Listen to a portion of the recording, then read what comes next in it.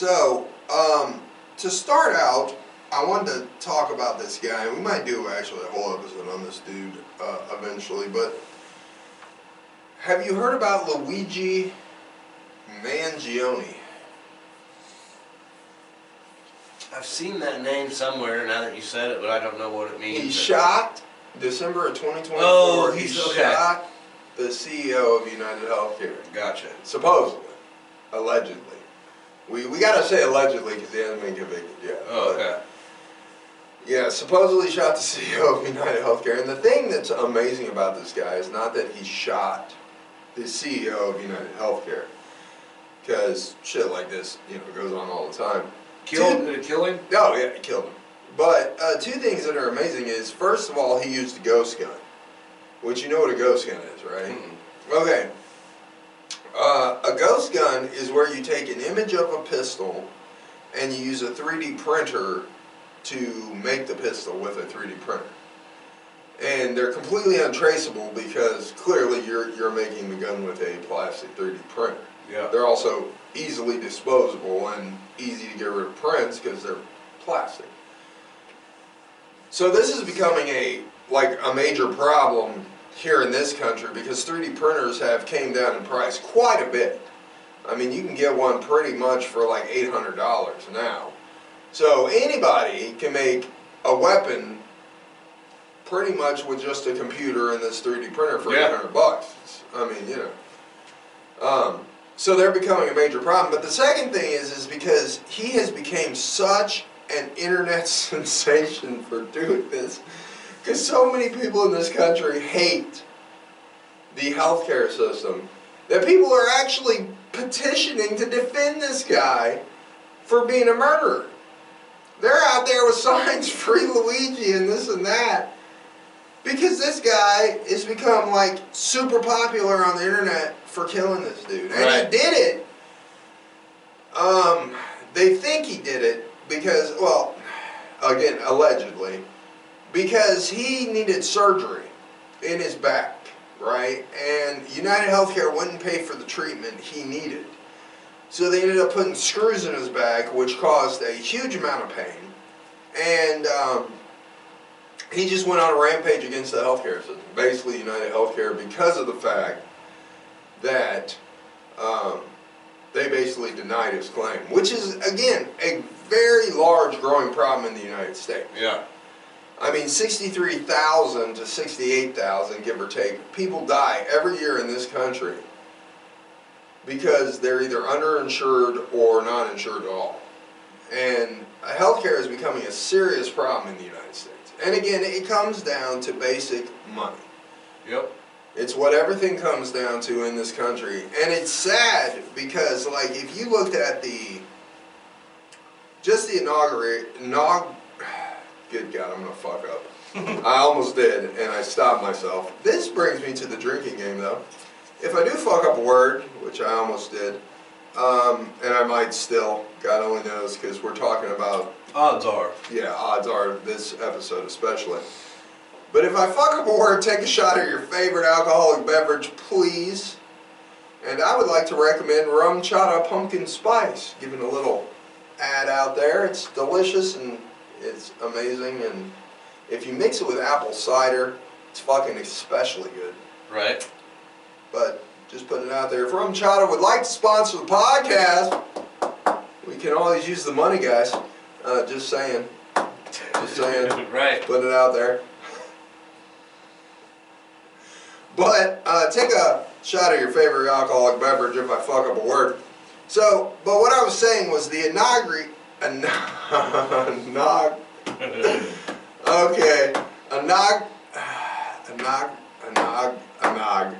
Okay, when they swore in President Trump. Yeah. Yeah, thank you. Jesus Christ, I was going to fuck that word up, definitely. But when they swore him in, you had Elon Musk, you had Jeff Bezos, you had Mark Zuckerberg. Those three guys alone, just a quarter of their money could cure homelessness in this country. Yeah, absolutely. Right. And And you have these three rich motherfuckers and then President Trump, who's also a rich motherfucker, all standing up here on stage going, hey, we won. Yeah, that's great.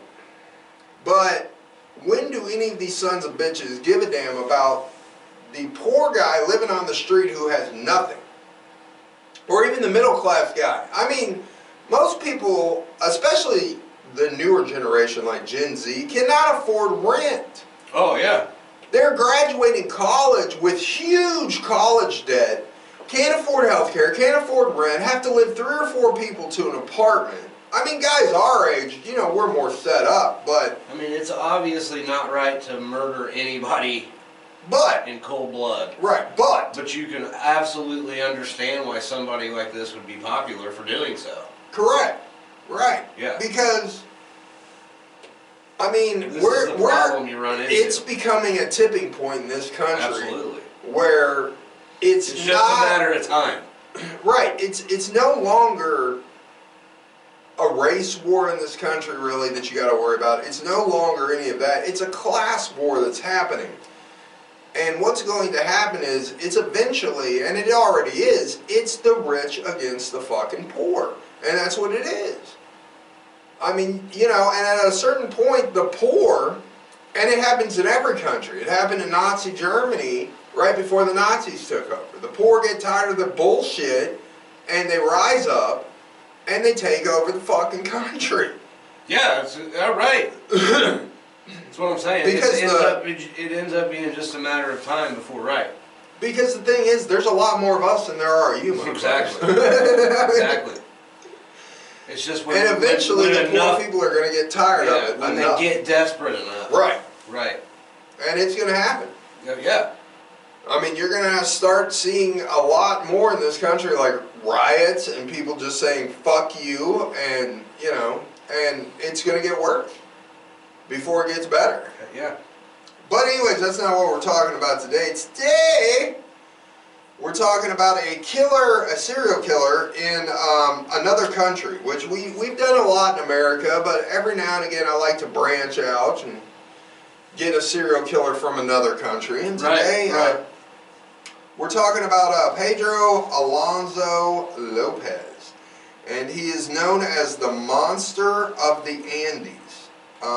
He was convicted in Colombia. He's a Colombian serial killer, and it is believed that he has murdered more than 300 fucking people, mostly very young girls. Mostly very young girls from indigenous tribes in and around, and the reason they call him the Monster of the Andes is because the Andes Mountains are there in Peru and Colombia. Yeah. So, he started life in South America homeless. And he started his life homelessness, violence, and sexual abuse, which we run into quite frequently in all these cases, even in the United States. Yeah. We run into a lot of abuse and stuff in these serial killer type people. So, he became incarcerated during early adulthood, which again, normal. And upon his release, he eventually embarked on a killing spree where he targeted young girls from his home country, Peru and Ecuador mainly. In 1980, he was apprehended in Ambato and ultimately charged with 110 fucking murders. For which he actually pled guilty to all 110. Wow. But this is the interesting part. He pled guilty to 110 murders. They know for a fact he killed 110 people. Right. Later on, they found more than 300. But despite the scope of his crimes, he only served 14 years. 14 fucking years is all he got for murdering 110 fucking people, all young girls. And then he was deported to Colombia, where he was institutionalized for being insane, but then set free. And now his whereabouts are completely unknown. So how long, so after 14 years he was set free? Yeah! Well, no. He did 14 years in prison. Then they said he was insane, so they deported him. Well, he did 14 years. He got out, early release, for good behavior. Because, you know, he was a model prisoner. I mean, well, no reason to keep a guy. Who should have to serve the whole 110? Or the whole 14 years when you've only murdered 110? No reason for me to. Pretty steep sentence to begin with. I mean, Jesus. You know what I'm saying? We're getting a little out of pocket here, right?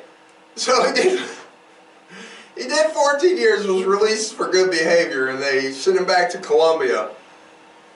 Colombia said, well, clearly you're insane because you murdered 110 people, so what we're going to do is give you a nice, cushy insane asylum to stay at for a few years. And they kept him there for a few years. And then they were like, you seem all right. We're going to release you. And we know where, now nobody knows where he's at. Nobody knows where he's at this point. No. But I'm sure people are still coming up. But people are still coming up missing. And yes. Yeah, so anyways, let's get into this guy. So he was born on October 8th, 1948 in Santa Isabel, Colombia. His father, here we go, Medardo Reyes, was a member of the country's right-wing party. He was killed in La Valencia, the armed conflict of that era that would have repercussions for years to come. Lopez's mother, Benilda, was 3 months pregnant with her son at the time of his father's death. Pedro, who was reportedly the 7th child among 13 siblings, was known as a polite boy, and he wanted to be a teacher, according to his mother, when he grew up. Later, though, Lopez said that his mother was physically abusive to him, and she became a sex worker when his father died to make money. And he saw her repeatedly assaulted by her own clients.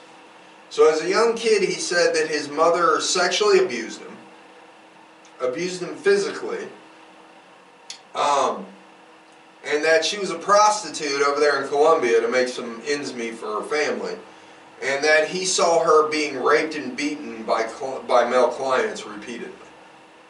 So that's what he said happened. Right. He was kicked out of the house by Benilda because she caught him fondling his younger sister. So she told him to get the fuck out. So he traveled to, when he was kicked out, he traveled to Bogota, the capital city of Colombia, where he became one of the many homeless children known as Gaminis? Gaminis? G-A-M-I-N-E-S. Gaminis? Gammons? Gamins? Something. So he eventually, at a young age, joined a gang and smoked Basuco, an import. There I go. There's the first one. If you're taking a tally, that'd be the first shot for the drinking game. Right there, guys. So please, take a shot. So he smoked Basuco, an impure form of cocaine, while he was in this gang. Quite frequently, as it turns out. So while on the streets, a stranger approached Lopez and offered him a bed, but instead he took the youngster to an abandoned building and raped him repeatedly in his ass.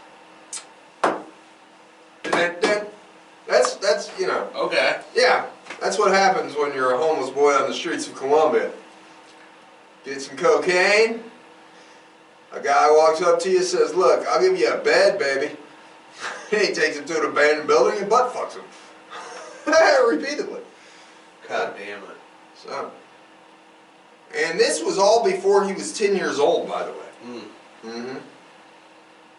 So when he was 10 years old, an elderly American couple found him on the streets, and they gave him a home and then enrolled him at a school for orphans. But while he was there, he was molested by a teacher when he was 12 years old. He was sodomized and, Jesus Christ. He was sodomized and made to give the teacher oral sex. Wow. So at 12. So at like 8 or 9, he was raped by this stranger on the street.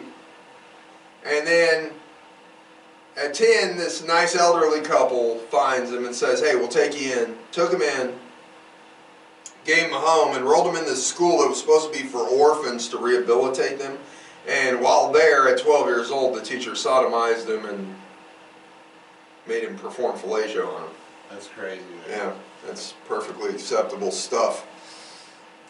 He then ran away from the home and the school. Lopez eventually said that he thinks he did all of his crimes because he was looking for vengeance that he suffered as a child. I mean, you can definitely see how that would have an effect. I mean, yeah. My God. Yeah. At 9 and then 12, you're raped repeatedly by older men. I can see how this might push you off, yeah. Get you started on the wrong path. Yeah. So at 21 years old, he was stealing, he was arrested for stealing a car. Soon after his imprisonment, he was raped by at least 2 men in the prison. Oh my God. Retaliation, there would be another shot, ladies and gentlemen. That's number 2 of the day for the drinking game. That's number 2. 2 shots, 2 shots. You know the last episode I did so well, and this one I'm just fucking up left and right. It was good. Yeah. So in retaliation for the rapes, he killed his attackers with a makeshift knife.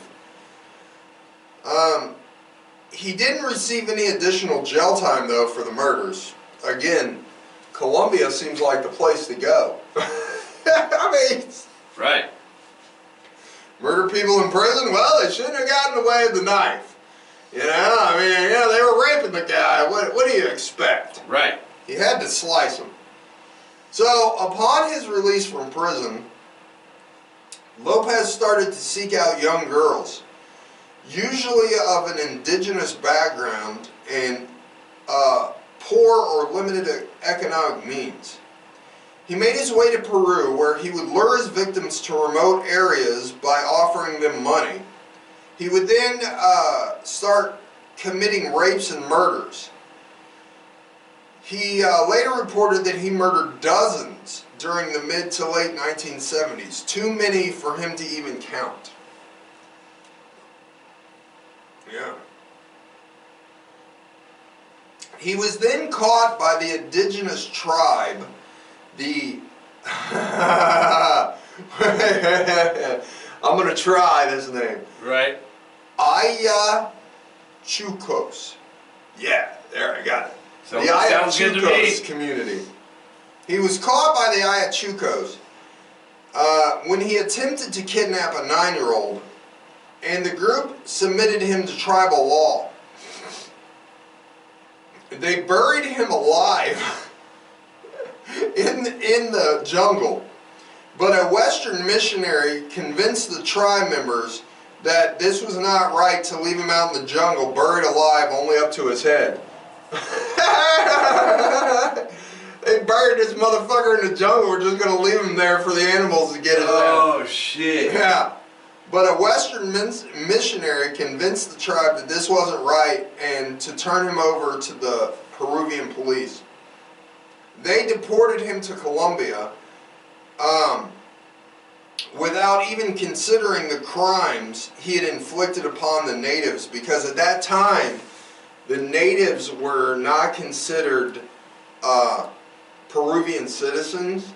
So basically, he was really intelligent about his crimes, actually, because he knew if he had abducted and murdered young girls that were Peruvian, he would have been convicted of murder in the Peruvian courts. But the natives were like what we consider natives here. You know, they were not considered Peruvian citizens. They were considered, you know, an indigenous tribe and therefore outside of the spectrum of law for Peruvian citizens. So yeah, when he was arrested, they didn't even consider any of the crimes he had inflicted on those young girls, that he had killed all these young girls.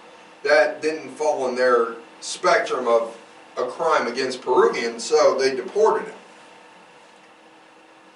huh. Yeah, back to Colombia. So he continued his crimes in Colombia, and by the late 1970s had made his way through Colombia, murdering many, many young girls of native tribes, and then to Ecuador. When he was in Ecuador, scores of girls began to go missing. Many, many, too many to count. Again, in Ecuador, he's killing hundreds. They don't even know how many he killed during his time in Colombia and Ecuador. I mean, that's insane. The families tried to find the girls on their own. One mother even put ads in the newspaper about her missing daughter.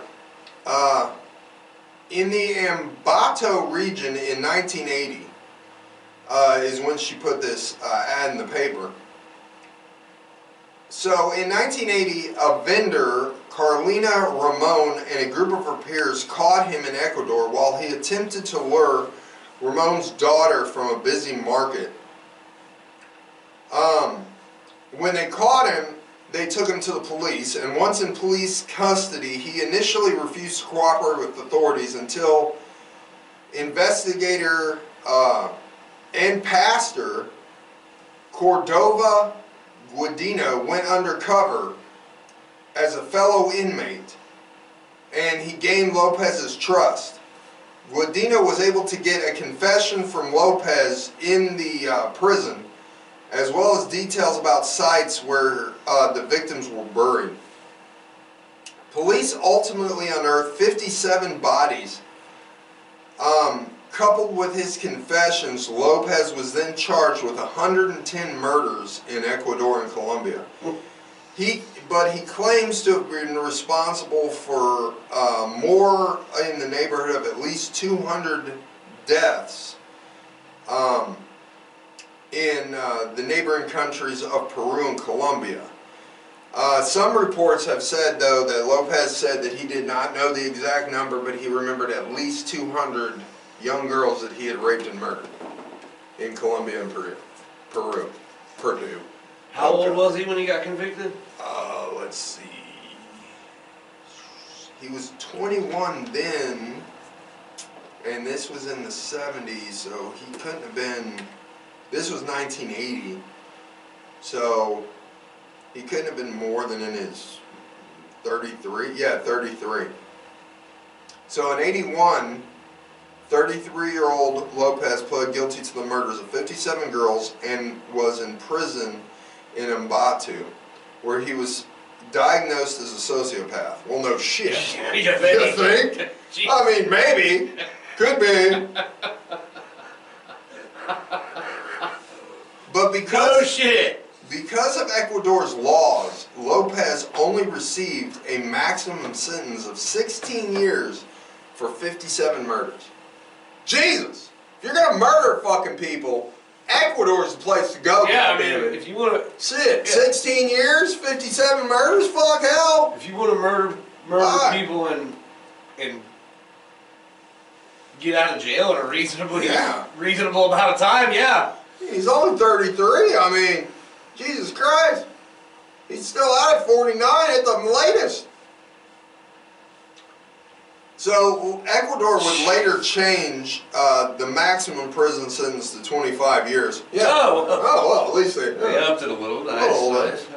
So on August 31st, 1994, Lopez was released from prison after serving only 14 years.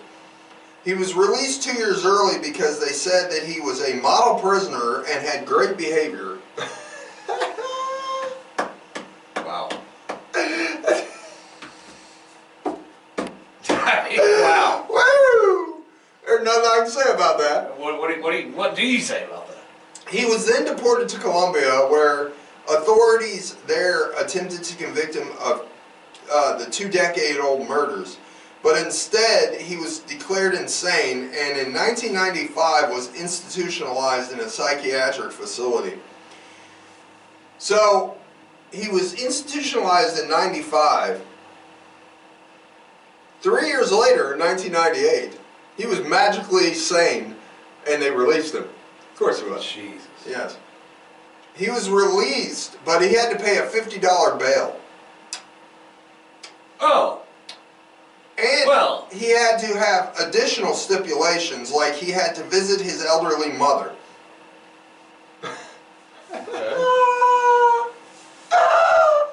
It's a rough. We'll give you $50. It's a rough sentence. $50 you can get out, but you gotta go visit mom. You're gonna pay a price, but you gotta go visit mom. $50 and go say hi to mom.